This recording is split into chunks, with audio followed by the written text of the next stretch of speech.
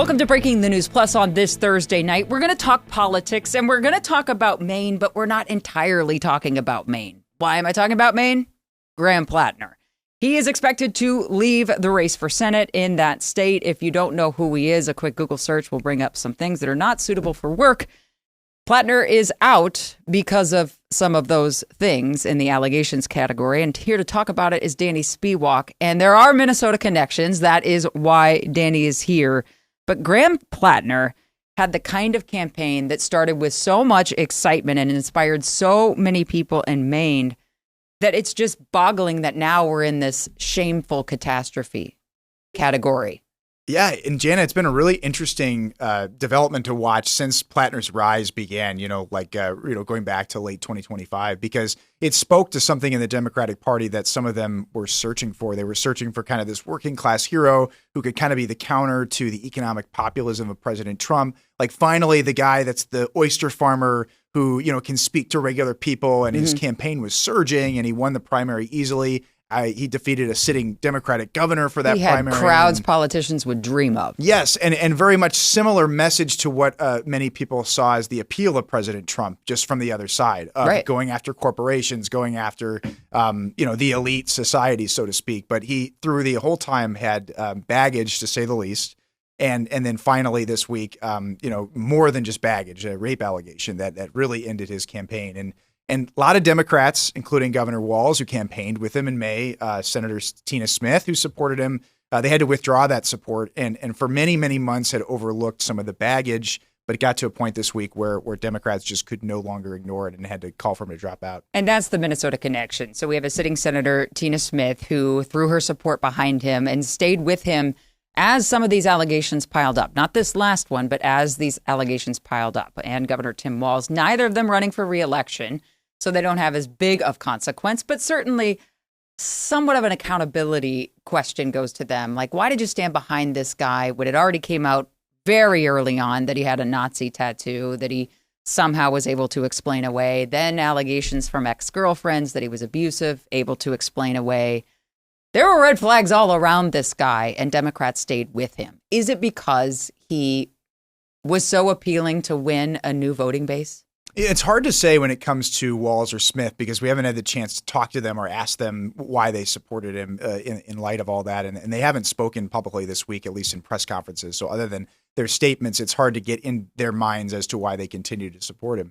But you hear like Senator Bernie Sanders, the top progressive who had supported him. I think, when some of the mistreatment allegations came out a couple of weeks ago, he said something along the lines of, well, this is the guy we need to defeat the Republican Susan Collins and flip back the Senate. It was almost like, whatever it is, we don't care because we got to win the Senate. He said there are no saints in the Senate. That's what Bernie Sanders Those said. were his words. Yes. So it's sort of almost like they were willing to overlook as much as they could tolerate until it got to this, and opened them to a lot of criticism from Republicans and to others who just thought, you stood by him for so long, that they should have seen this coming, that it was going to get to a point where you just no longer could support him. And so I think it's just really interesting. Yeah, there's two trains of thought here. First of all, if the Democrats are going to run against the president, and some people associated with the president saying they don't even pass the beginning of a character test, how do they rally behind a man that has so many allegations against him and a visible tattoo that is,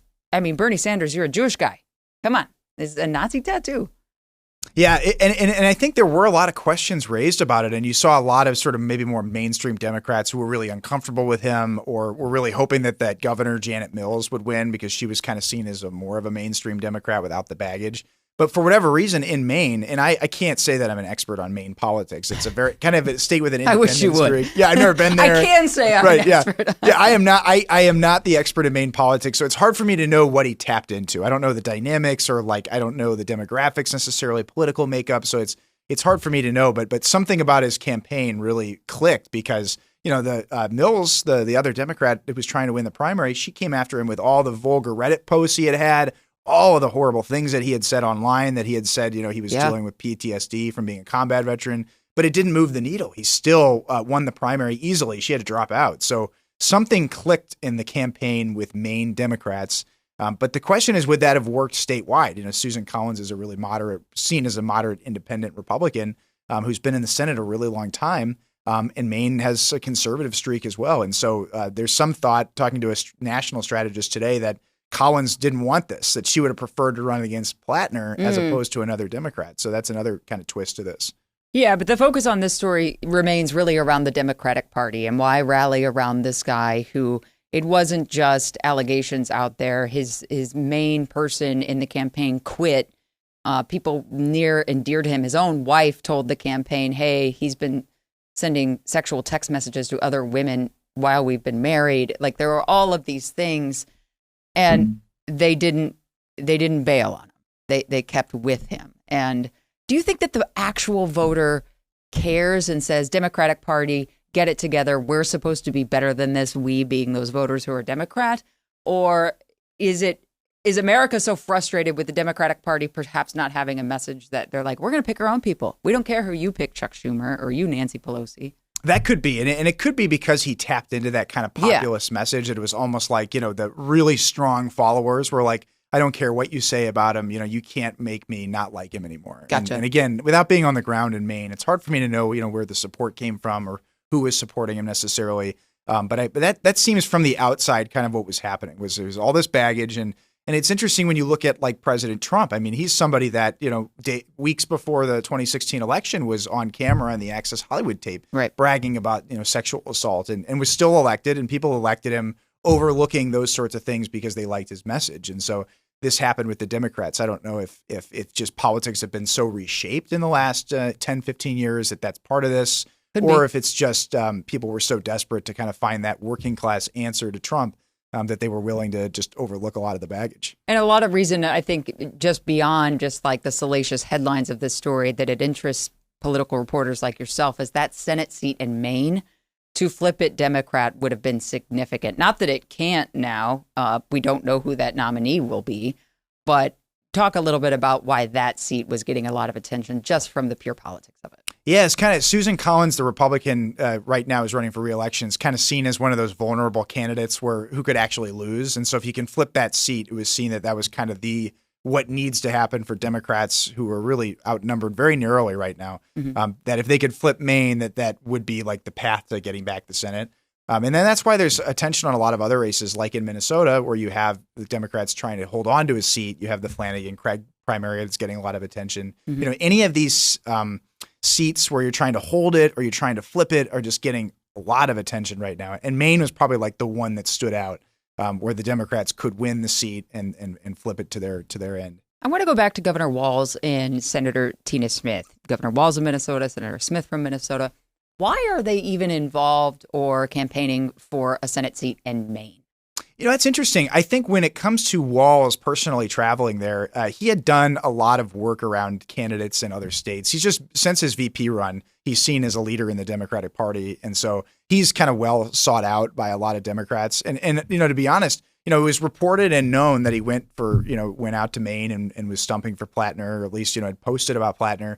But with so much else going on at the legislative session and so many other pressing issues nationally and in Minnesota, maybe we should have been the ones to ask him. It's just it kind of got lost in all the craziness. Sure. One weekend he was in Maine and then he was back at the Capitol. But I do think the next time he's in public, it will be worth asking him, why did he stand by this guy for so long? But I think, to answer your question, I think Walz has just been involved in a lot of different travel and various Democratic Party functions. That his national profile is kind of the reason why he got involved in some of that stuff. Why Senator Smith? I mean, why care about what happens in Maine?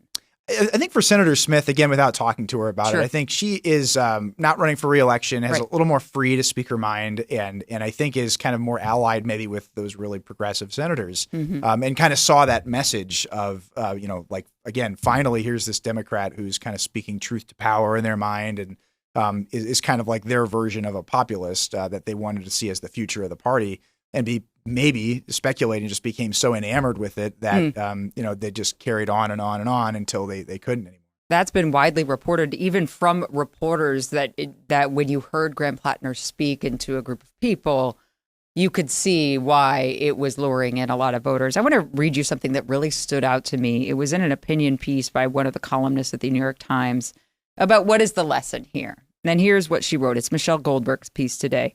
If there's a lesson here, it might be about the importance of listening hard to the people telling you what you don't want to hear. Many Democrats, disgusted by their party's failure to contain President Donald Trump, want representatives as furious as they are, and they no longer trust their leadership to tell them who's electable. That opens the spaces up for outsider candidates who would never have had a chance a few years ago. It also makes it easier for unfit characters to escape the proper vetting. It's actually a really good way to put it. And it reminds me, it takes me back to 10 years ago, because obviously Bernie Sanders is a big supporter of Platner. But if you remember that, there was a lot of criticism that Clinton wasn't able to defeat Trump in some ways because she was seen as just sort of handed the Democratic primary. That there were all these Bernie Sanders supporters who felt they didn't have a voice. And did that impact turnout or impact her ability to sort of unite the party and defeat President Trump? And you think 10 years later, right, there's those Democrats saying, you told us Clinton would win. She didn't. We wanted Sanders. Here's our guy. I don't care what Chuck Schumer or anybody else says. Mm-hmm. And you see it. It's almost like a defiance, from You saw it with Kamala Harris. Right. Yeah, exactly. Almost like we're not taking your establishment candidate. And that's what makes it really interesting in terms of, the anti-establishment. That's why President Trump was elected twice. And Democrats thought they had their own guy, but it just it didn't work. It didn't work, and she's speaking to the vetting. That a lot of reporting just that he wasn't vetted, or that willingness to turn a blind eye, and it kept getting worse and worse and worse. All of these stories around the country, Maine, Texas, all of it just points to a really pivotal November in the United States. Which race outside of Minnesota is the one you're most interested in, Danny? That's a really good question. I do think that Texas race is really interesting with Tallarico and can someone in what's seen as kind of a deep red state, unite Paxton Democrats. Yes, that one. Yeah, Ken Paxton versus James Tallarico. Yeah, I find those interesting because I think sometimes we think of states as being red or blue, and these things change over time, though. And there's a lot of sort of like swing voters that people might just have a perception that like everyone in Minnesota is a Democrat or everyone in Texas is a Republican, and when you live here, it's so much different. We have a tied house here. It's like, it's so much more complicated, and people are more malleable than I think we think. That there's those sort of independent voters who maybe they voted for Obama and then they voted for Trump. Those people exist, outside of our bubbles that we're all in, those people do exist. So yeah, I agree. I think I think that one in Texas is interesting, and the one in Maine obviously will be big. Yeah, and that war for independence, that's where that malleability comes in. If you're frustrated, it's not just frustrated Democrats out there. There's frustrated Republicans, there's frustrated independents. And so if you see a voice that you haven't seen before, it could kind of lend credence to like, oh, well, who is that? And do I need to know more about them, i.e. Graham Platner or somebody akin to that kind of. We've seen it across the country. You've reported on it. Zoran Mamdani.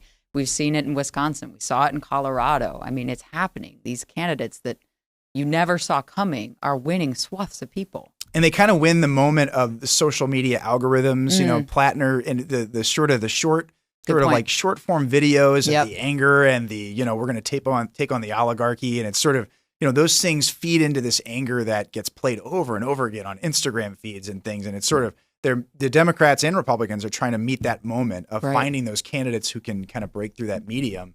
And so that's you can see why it happens. There are these digital natives too that like kind of they make sense in that medium. It reminds me of way before that medium of Paul Wellstone and his ads here. They would have done well probably on TikTok. Right. Yeah. And you just think every era, there was some John F. Kennedy was perfect for television, and Teddy Roosevelt was perfect for newspapers. I don't know.